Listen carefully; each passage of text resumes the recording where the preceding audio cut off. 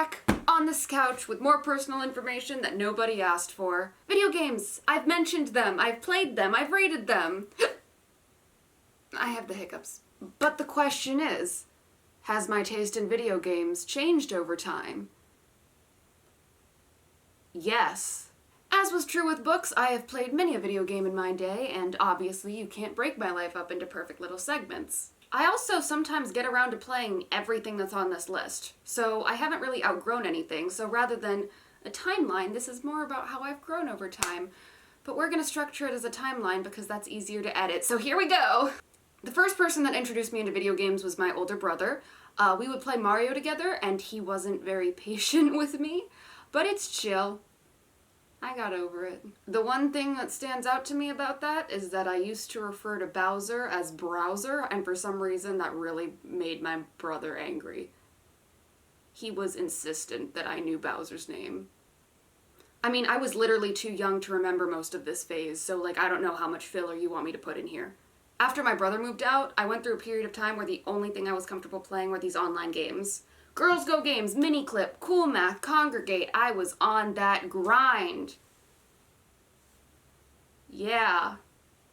I was very cool. This is pretty self-explanatory. My Minecraft account is the first use of the username CJS1714, and now I use it for absolutely everything.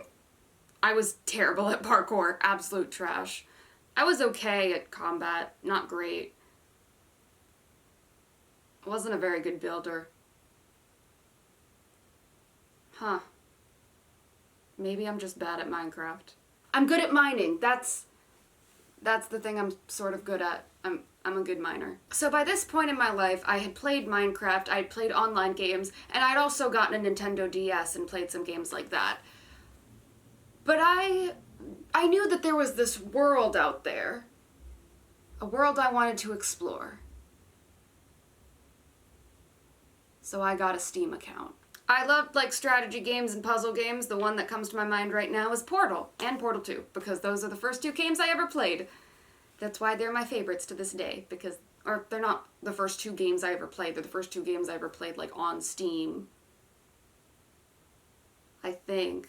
The time when I discovered scary games existed. Middle school. I played all kinds of horror games, but I was, and I still am, particularly fond of meta-horror games. Think Doki Doki Literature Club, which I will sing praises for until I die. This game is so good. But, like, I can't group that into this category because that game wasn't around when I was 12. The example I will give for this category, because it was the one that I played when I was 12, and because it traumatized me for life, is Mad Father. It was a very good game. It has damaged me emotionally, but the gameplay is very good. This was a period in my life where I wasn't really happy with myself, and so you might be asking, like, did I go to therapy? And the answer is, of course not. Instead, I played a bunch of video games where you can directly affect the outcome of the game. Better than therapy. The BioShock series, Infamous, Life is Strange. I might not have been in control of my own life, but by God was I in control of theirs. I never replayed these games to get the bad ending. I just couldn't. I always had to do the good ending. I couldn't do the neutral ending either. I had to do the good ending. If I didn't, I would feel terrible about myself. I was like a pretty solid person by the time I was 15. I had explored a broad range of video games. I had established myself as someone who stayed away from multiplayer games and focused on like pretty heavy story-based games. There wasn't really much left for me to explore.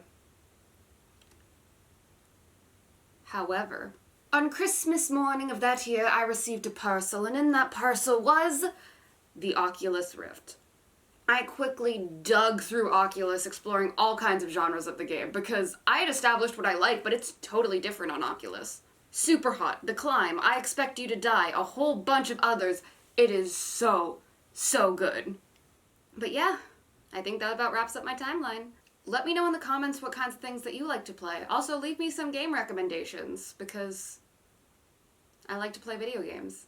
As I mentioned at the beginning of this video, this is part of a larger series because apparently I do those now. What should I talk about next? I mean, besides myself. Obviously, I'm going to talk about myself. I love talking about myself. I've said that I was vain on this YouTube channel before, so, like, I don't know what you expected when you subscribed, so, like, you can't be mad at me for being vain, because I literally told you. Thanks for watching, bye!